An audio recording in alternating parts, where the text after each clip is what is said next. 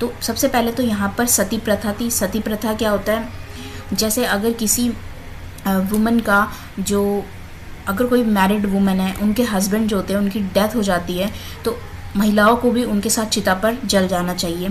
ये था सती प्रथा, ठीक है। इसके साथ ही साथ बाल विवाह, बच्चों का जो गर्ल्स होती थी उनकी बहुत ही कम उम्र में शादी कर दी जाती थी, मैरिज कर दी जाती थी, ठीक है। इसके अलावा जो विधवा हो जाती थी, जो वुमन विधवा हो जाती थी, उनके लिए पुनर्विवाह यानी कि रीमैरिज पर प्रोहिबिशन था, ठीक है, मनाही थी। और उनको शिक्षा का अधिकार नहीं था, एजुकेशन राइट्स नहीं थे वुमेन्स को, ठीक है। तो ये सारी जो बुराइयां थी भारत में, इन पर कुछ समाज सुधारकों ने काम किया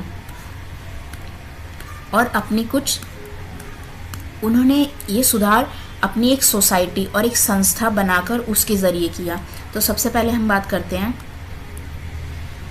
ब्रह्म समाज, जिसे सबसे पहले ब्रह्मो सभा कहा जाता था।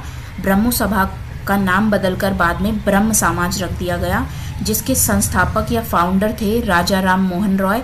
इस संस्था की जो स्थापना थी या फाउंडेशन, इसका कहाँ हुआ था, कलकत्ता में हुआ था 1828 में, ठीक है।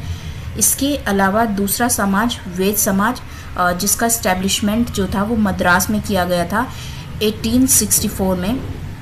जो वेद समाज था वो इंस्पायर्ड था ब्रह्म समाज से। और एक आर्य समाज था जिसकी स्थापना थी, जिसके फाउंडर जो थे वो स्वामी दयानंद सरस्वती थे। इसकी स्थापना, आर्य समाज की स्थापना मुंबई में की गई थी एंड 1875 में, ठीक है। तो ये कुछ इम्पॉर्टेंट इंस्टीट्यूशंस थे जिन्होंने क्या किया, फीमेल्स या उस टाइम की जो महिलाएं थी उनकी स्थितियों में सुधार के लिए काम किया, उनके लिए एजुकेशन का काम किया और उनके लिए संस्थाएं बनाई जहां पर वो काम करके खुद अपने पैसे कमा सकती थी, अपनी रोज़ी रोटी कमा सकती थी, ठीक है। अगर आपको ये चैप्टर समझ में आया तो चैप्टर को लाइक कीजिए, शेयर कीजिए और चैनल को सब्सक्राइब कीजिए। मिलते हैं नेक्स्ट चैप्टर के साथ।